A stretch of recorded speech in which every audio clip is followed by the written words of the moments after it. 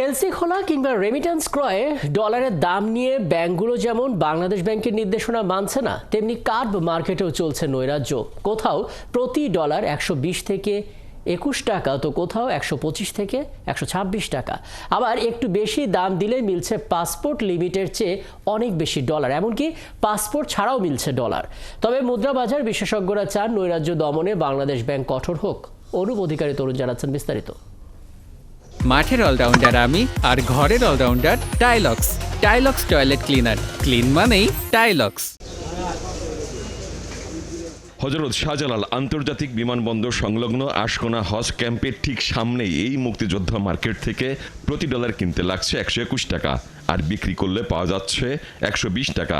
এখানে ডলার কিনতে কিংবা বিক্রি করতে অবশ্যই পাসপোর্ট, ভিসা ও টিকিট লাগবে।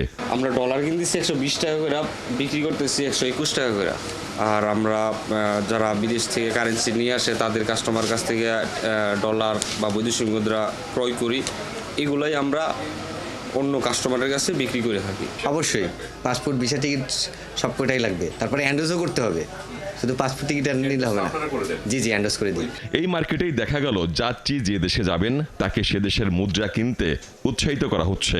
এতে মার্কিন ডলার কেনার তুলনায় খরচ কম পড়ে, আবার ডলারের উপর চাপও একটু কমে। মালয়েশিয়া যাবেন এক্সাম্পল, তো মালয়েশিয়া রিঙ্গিত আমার কাছে আছে, তো এখন আপনি যাবেন তো ভাই ডলার নিতে আসছি, তো ডলার আপনার রিঙ্গিত নেন, আমার কাছে রিঙ্গিত আছে, রিঙ্গিত দিলে রেট একটু আপনি কমও পাচ্ছেন বা সমান হচ্ছে, কিন্তু আপনার এটা তো এক্সচেঞ্জের কিছু নাই, ওই দেশে গিয়ে আপনি সরাসরি খরচ করবেন। এদিকে এয়ারপোর্টের কাছের মানি এক্সচেঞ্জগুলোর চেয়ে অনেক বেশি দাম রাখছে ব্যাংকপাড়া মতিঝিলের এক্সচেঞ্জগুলোতে।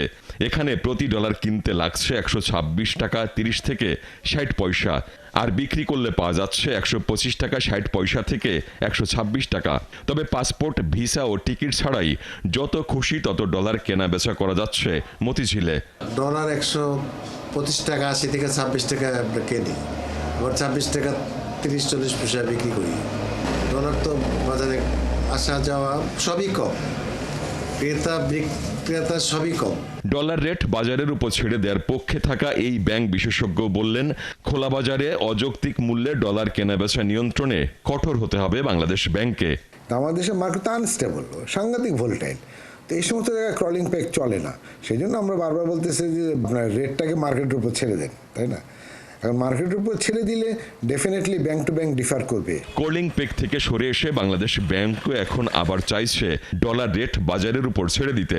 তবে এর ফল কি হবে সেটি দেখতে আরো অপেক্ষা করতে হবে। আমরা যেটা আসলে খুবই চেষ্টা করছি যে বাজারমুখী করার জন্য, অর্থাৎ আমার সাপ্লাই ডিমান্ড প্রাইস ডিটারমিন করবে। অনুপ অধিকারী তরুণ, ৭১, ঢাকা।